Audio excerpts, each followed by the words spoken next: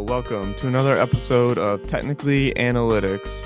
Today we're going to be discussing the Houston Astros acquisition of Josh Hader through free agency. Josh Hader is a left-handed pitcher. He's a relief pitcher that played for the Brewers for a lot of years. He's in a surprise last season. He went to the Padres, and now he's with the Astros. And he's been in the league for about 6 years. He signed like a 5-year deal. He's a 5-time All-Star. So, this guy is he's one of the best closers in the game. And he joins an Astros staff that's actually very good already. They have Ryan Presley, Brian Abreu, Rafael Montero. They have Kendall Graveman on the injured reserve. So, this bullpen was already really good. And now they have Josh Hader in the back. And is he going to... Obviously, I think you put him at the closing slot like they have him here on Fangraphs.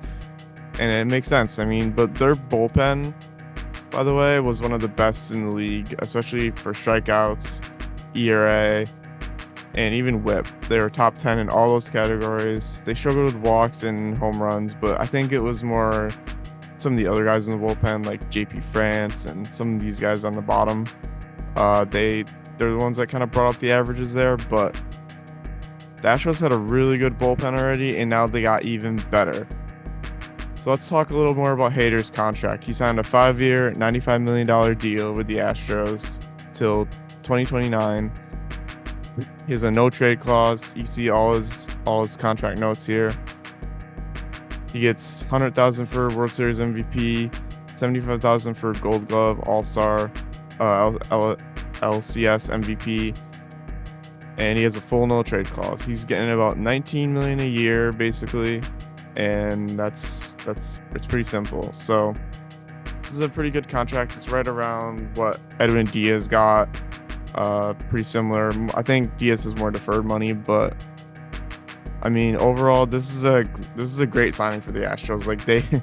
They didn't need this guy, but you can never have enough pitching, so it makes sense. And when you look at his career stats, you can see that he's one of the best pitchers in the league consistently.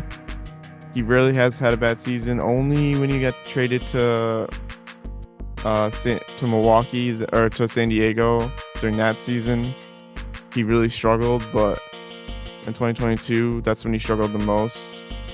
Out of all of his career, he still was an all-star, and he still pitched pretty well. But you can see that the reason why he's so good is because he doesn't really allow base runners. He doesn't really allow hits. He doesn't allow home runs mostly, and he doesn't walk a lot of people usually. But he also strikes out a lot of people, and he's one of those guys that he doesn't have a fastball. He uses a sinker and a slider. And we're going to talk a little bit about his pitches and how he pitches so well and what the secret sauce is for him pitching. So if you look at his percentile rankings on Baseball Savant, you can see all the sliders are very, very much in the red, except for his walk rate and his ground ball, but that's fine. And you can see his K rate is 99%, is in the 99 percentile. His whiff 91, chase 92. Everything is really good. You can see he gets his run value from his fastball, which is not technically a fastball, but anyway, going back to my favorite chart. He does have a fastball, but it's not his. That was before. That was a couple years ago, but more recently he's been using his sinker, slider, and changeup. That's was 3 pitches that he uses. He has fastball, he has other pitches, but that's what he uses the most. And as you can tell by his run value, it's the sinker that gets all the work done. The slider sets it up, and the changeup is kind of that, just kind of changes the look pitch, right? So we're gonna see. You can see already that every pitch he throws has a low batting average, a low slugging percentage, low WOBA, and a high whiff rate, especially the slider, and especially the sinker. And these pitches that he uses these pitches in tandem, sort of like Edwin Diaz, like I've discussed before, or Justin Steele. He kind of uses them off each other to change the eye level and to try to trick batters basically into thinking like what pitch is coming next and where is it going.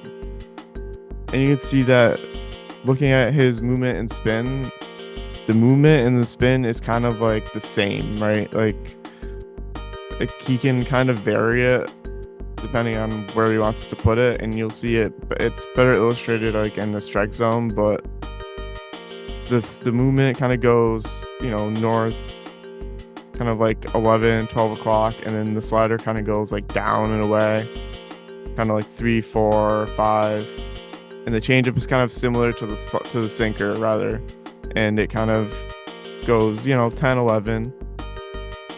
Now, when you see that on like a heat map, like take for example the slider, which you can see it kind of moves like down and away. It kind of spins like down or moves down and spins down. On the heat map, you can see that he probably aims like somewhere in the upper zone and it ends up at the bottom of the zone or just outside the bottom of the zone.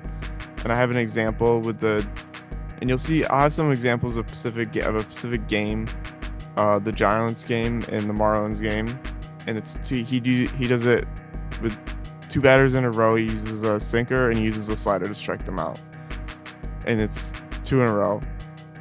And then you can see with the sinker, it moves sort of like up, like 11, 12 o'clock up, and it also spins the same way. So in that case, he kind of throws the sinker up in the zone, or if he misses, maybe middle of the zone. But because it's so nasty, obviously guys just swing and miss. So, and you'll see that in the games. And his changeup, he uses kind of sparingly. Go back to the run value chart. He only used it 35 times in 2023 and only 21 times in 2022. So it's kind of a sparing use, but it does get guys. There's one video of Trey Turner striking out on it. It's pretty nasty. And, it's because you don't expect it. Like, he's going to throw a sinker. He's going to throw a slider, but you don't expect him to throw a changeup like that. So the first video is of Austin Slater striking out on a sinker. And it's pretty nasty. And then you could see that Patrick Bailey also struck out on a slider against him. And this is in a game last year in September 3rd. And then again against the Marlins on August 23rd, he strikes out Yuri Gurriel with a sinker, and then he strikes out Garrett Hampson with a slider.